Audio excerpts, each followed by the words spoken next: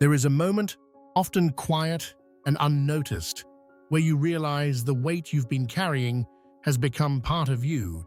It's in the way your shoulders tense without you noticing. It's in the deep breath you take before facing another day, steeling yourself for whatever unseen battles might come. Right from the start, when I engage with this kind of message, I feel something shift. It feels like someone has finally reached past the polished answers, the surface smiles, and put words to the silent wars happening inside me, wars no one else seems to see, but wars that feel all-consuming when the noise of the world fades and you're left alone with your thoughts. The pressure to be enough sits heavily on my chest. It's the invisible standard I wake up chasing. Be successful enough, be wise enough, be resilient enough, be lovable enough. And if I'm honest, some days I wonder if enough is even within reach. Then there's the fear that gnaws quietly at the edges of my confidence. The fear of not having enough, not enough money to cover the unexpected bill, not enough strength to meet the relentless demands of work, family, and dreams, not enough time to fix the mistakes, to heal the wounds, to build the life I had imagined by now. And deeper still is the sheer weariness of it all, the exhaustion of trying to hold everything together when it feels like the pieces are slipping faster than I can catch them. There's a particular kind of loneliness in that, the kind that whispers you have to do it all, carry it all, and somehow smile through it all. Because who would understand if you said you were tired, not just physically, but tired in your spirit? When a message dares to name these silent battles out loud, it's as if a floodgate opens. I feel seen in a way that is startling and tender. I realize I'm not crazy, I'm not weak, I'm simply human. And more than that, I'm not alone. Others know this tension. Others understand the quiet battles fought in boardrooms, bedrooms, and backseats of cars parked at the edge of overwhelming days. There is profound relief in that recognition. Something sacred happens when someone acknowledges the weight you've been carrying without judgment. It's a moment of quiet grace that says, you don't have to keep striving alone.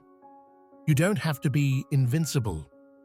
You are allowed to be seen, to be known, and to be loved right here in the middle of the mess. And maybe that's where real strength begins, not in pretending the burden doesn't exist, but in allowing someone else to help shoulder it, even if, just for a moment through words.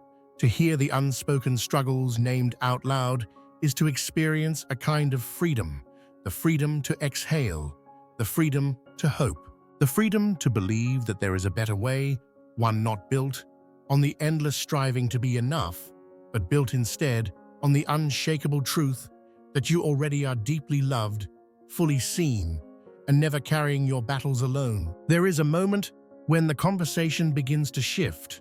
After the raw honesty of acknowledging the hidden fears and burdens, the speaker turns my eyes outward toward the world that God has created, and something inside me stirs.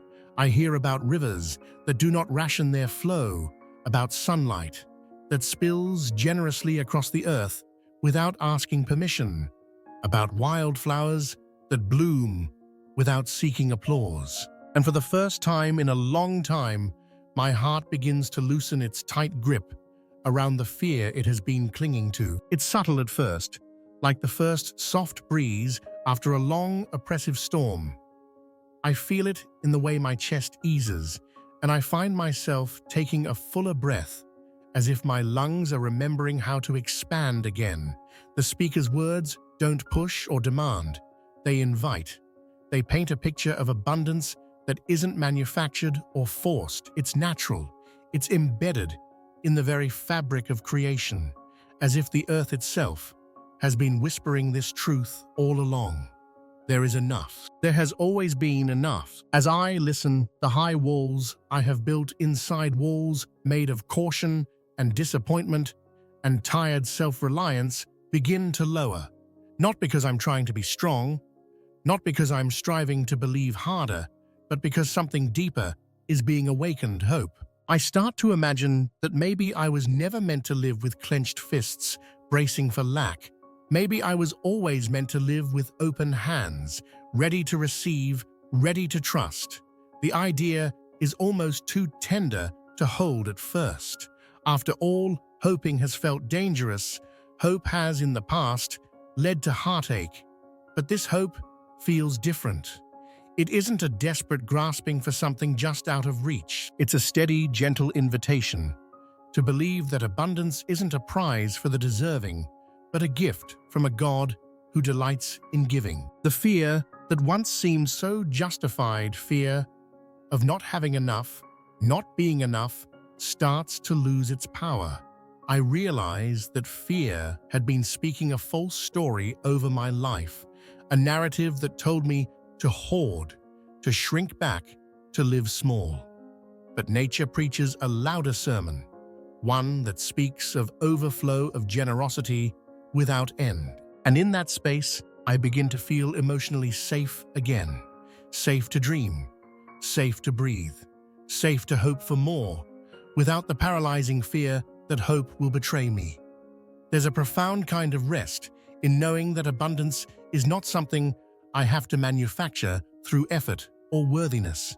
It's already flowing all around me, waiting for me to notice it, to trust it, to step into it. For the first time, in what feels like forever, I feel my heart lift, not in naive optimism, but in grounded faith. Faith that the God who created rivers and sun and wildflowers created me too with the same abundant intention. Faith that I am part of a story far bigger and more generous than the fears that have tried to define me. And in that sacred realization, I feel myself start to heal. As the scriptures begin to weave into the conversation, something deeper than understanding stirs within me. It's not a rush of adrenaline, not the fleeting high of emotional hype. No, this awakening is different. It's steady, solid like a seed breaking open underground. After a long winter, it moves quietly, but with an undeniable force. For so long, my soul has lived in survival mode, scraping together enough energy, enough courage, enough faith to make it through each day. But as I hear these sacred words, my God will meet all your needs according to the riches of his glory in Christ Jesus, from Philippians 4:19. A crack forms in the walls I've built around my hope. These words are not distant promises meant for someone holier, stronger, more deserving. They are meant for me here in this messy, ordinary moment. The idea seeps into places I didn't even realize had gone numb. I don't have to live like a person on the brink of collapse, constantly afraid that if I let my guard down for even a second, everything will fall apart. Maybe I was never meant to live like that in the first place. Then I hear the familiar but newly alive words of Psalm 23. The Lord is my shepherd. I lack nothing. And it doesn't sound like a distant poetic verse anymore. It sounds like an anthem, an anchor. It dares me to believe that lack is not my identity. Scarcity is not my portion. Anxiety is not my inheritance. I belong to a shepherd who does not lead me into survival mode, but into green pastures, into still waters, into rest and renewal. Something inside of me sits up straighter, breathes deeper. It's as if these scriptures are not just being read to me, they are being sewn into the very fabric of who I am. They are whispering truths that my fear had long tried to drown out.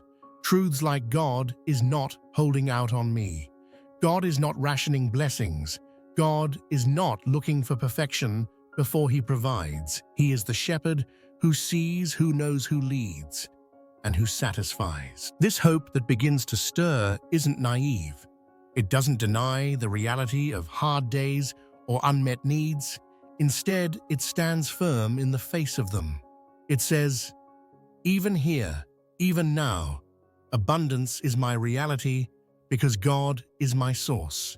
It is a hope rooted not in circumstances, but in character. God's unchanging, overflowing, ever-sufficient character. And in this new atmosphere of Scripture-fed faith, I start to imagine a different way of living. A life where I'm not constantly running on fumes, not constantly hustling to prove I'm worthy of breath and blessing.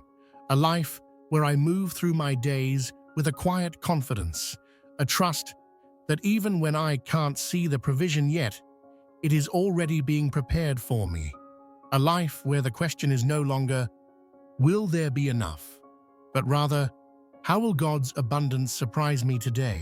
As these living words settle deeper into my soul, the long-held survival mentality begins to crumble, and in its place, a new foundation rises, one built not on scarcity, but on the steady, grounded, immovable hope that I am deeply known, deeply loved, and abundantly provided for. As the prayer begins to unfold, something shifts inside me.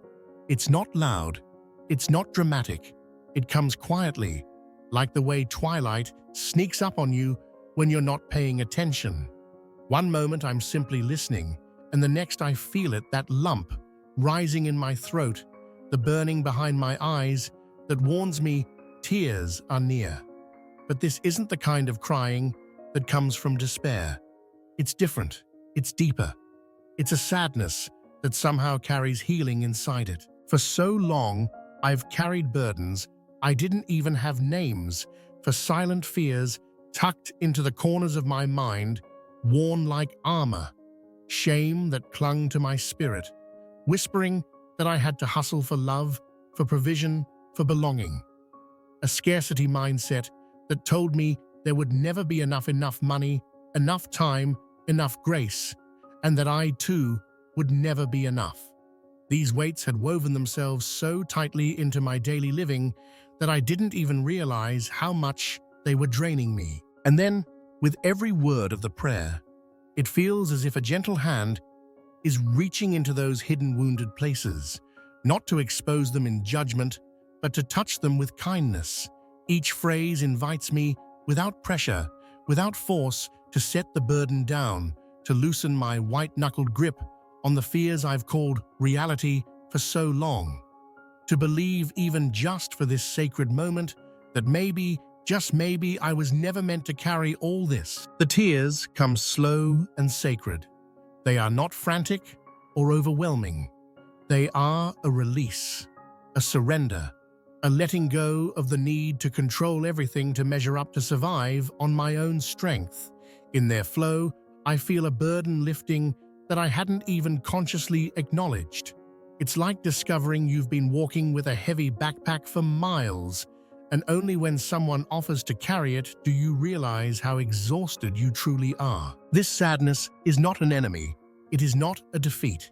It is an opening, an unsealing of a heart that has been locked up by years of trying too hard and fearing too much. And through that opening, healing breathes in. Grace breathes in. The presence of God breathes in. And for the first time, in what feels like forever, I can breathe out all the things I've been holding far too tightly. There's a strange beauty in this kind of sadness. It's not the sorrow of loss. It's the sorrow of release. The ache of being loved so gently that your defenses can finally fall away. The bittersweet recognition that much of what I thought I had to earn has already been given freely. The humility of realizing that God's abundance isn't just about having more. It's about being carried, being provided for, being loved beyond the limits of my own ability to receive. As the prayer continues, I let the tears fall without shame. I let my heart break, not into pieces, but open to trust, open to hope, open to the healing that only comes when we finally admit we can't fix ourselves. And in that tender breaking, I find a strange, fierce strength rising, a strength born not from striving, but from surrender. There are words that don't just pass through your mind, they settle into your spirit. Words like, "You are not lacking. You are held by the one who overflows. When I hear those words, something in me exhales in a way that is almost unfamiliar. Not because the circumstances of my life have shifted in an instant, not because all the questions have been answered or the struggles erased, but because my soul recognizes truth when it hears it. In that moment, the tension I didn't even know I was carrying began to ease. The relentless striving, the exhausting hypervigilance, the constant low-grade anxiety that buzzes just beneath the surface, all of it starts to loosen its grip. It's as if those simple sacred words have reached past the noise and the chaos and touched the still sacred center of who I am. I realize that peace is not something that has to be earned. It is not a reward for having the right answers, for getting life under control, or for somehow becoming enough. Peace is a gift, a presence, a reality that already exists because of who God is, not because of what I can or cannot accomplish. The peace I feel is not fragile. It's not the kind of peace that can be toppled by a bad day, a missed deadline, or an unexpected bill. It's not a brittle thing that shatters under pressure. It's a deep, resilient kind of peace, the kind that has weathered storms, the kind that knows that even when the winds howl and the waters rise, the foundation remains unshaken. This peace doesn't deny the existence of hard things. It doesn't pretend that life is always easy or that pain isn't real. Instead, it anchors me in a deeper reality that I am held fully and forever by a God who never runs dry. His abundance is not theoretical. It is not reserved for someday when everything falls into place. It is present. It is here. It is now. As I sit with these truths, my spirit grows lighter. It's not a giddy surface-level lightness. It's a soul-deep shift, a releasing of burdens I was never meant to carry, a surrendering of outcomes I was never meant to control. I don't have to map out every step, predict every turn, or fix every broken thing. I am not the source. I am not the sustainer. I am the one who is held. In that sacred realization, I find myself resting in a way that is rare and holy. Not a rest that comes from escape, but a rest that comes from belonging. A rest that comes from knowing that even in the middle of uncertainty, I am rooted in something. Someone steadfast and sure. The world around me may still demand, still spin, still pull at me with urgent hands, but inside there is a stillness that cannot be shaken, a quiet knowing that I am not alone, not abandoned, not left to fend for myself. Am carried by the one whose strength never fades, whose provision never fails, whose love never ends. And in that knowledge, I find peace, a deep, unbreakable, abiding peace. There's something powerful that happens when an invitation is extended, not a demand, not a command, but a genuine open invitation to step into something better. When the speaker says, "Declare it with me. I choose abundance over anxiety. I don't feel cornered or pushed. I don't feel guilted into action. I feel welcomed into a freedom that has been waiting for me all along." It's not about obligation. It's about opportunity. It's about standing at a threshold and realizing that I get to choose the story I'm living, not by pretending that everything is perfect, not by denying the very real challenges in front of me, but by choosing which voice I'll give authority to. The voice of fear that says there will never be enough, that I am somehow behind, broken, or forgotten, or the voice of God that says I am seen, provided for, held in overflowing grace. Something inside me stirs, not the frantic urge to prove anything, but a quiet boldness that rises up from a place of truth. I want to respond. I want to declare those words, not because they are magic, but because they are alignment. Because when I speak them out loud, I am realigning my mind, my heart, and my life with what is already true in heaven. I choose abundance over anxiety. The words taste different than the usual hurried prayers I've whispered in moments of desperation. They are not begging, they are claiming, they are standing on ground that has already been given, planting my flag in promises that cannot be revoked. As I say them, I feel a subtle but real shift inside. Anxiety has been a companion for far too long, a shadow lurking at the edge of every decision, every dream. Choosing abundance is not a denial that anxiety exists. It's a declaration that anxiety does not get the final word. It's saying, I see you, fear. I acknowledge you, but you don't get to drive today. In that moment, the choice feels deeply personal, intimate, holy. It's a moment between me and God, where I reach out and grasp, even if, with trembling hands, the life He has always been offering me, a life not defined by striving or scarcity, but by resting in His overflow. I realize that choosing abundance doesn't mean I'll never feel afraid again. It doesn't mean I'll never be tempted to fall back into old patterns of panic and self-protection. It means that every time fear knocks, I have a new answer. I have a new anchor.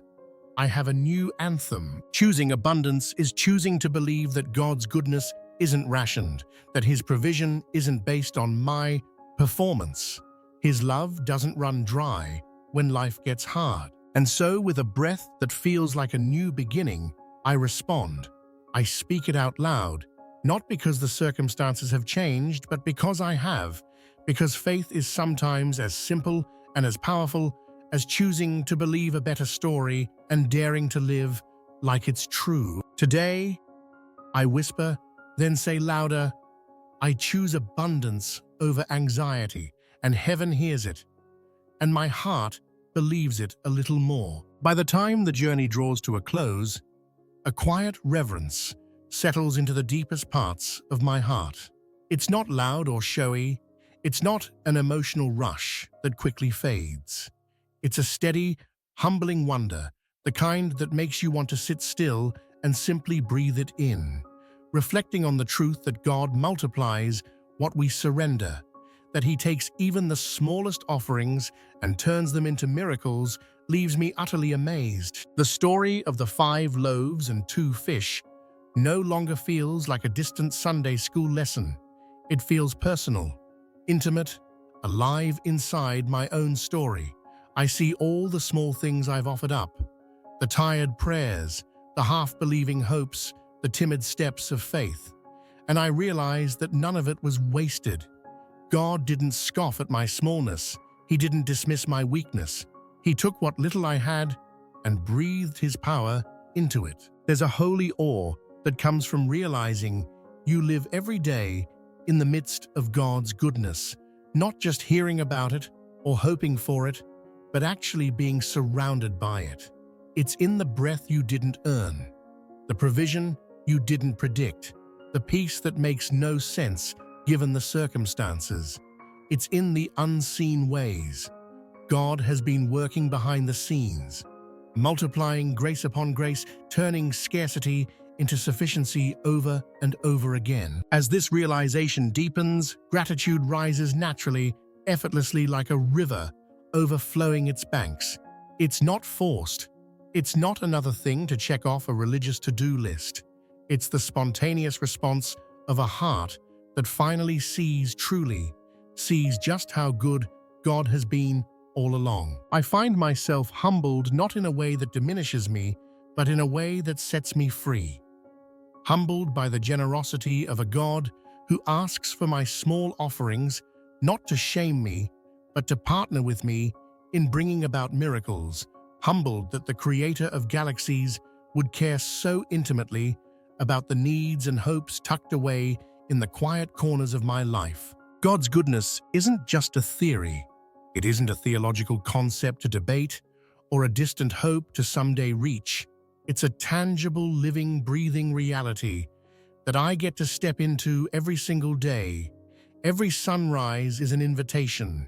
Every answered prayer, every unexpected provision, every moment of peace, when there should only be chaos.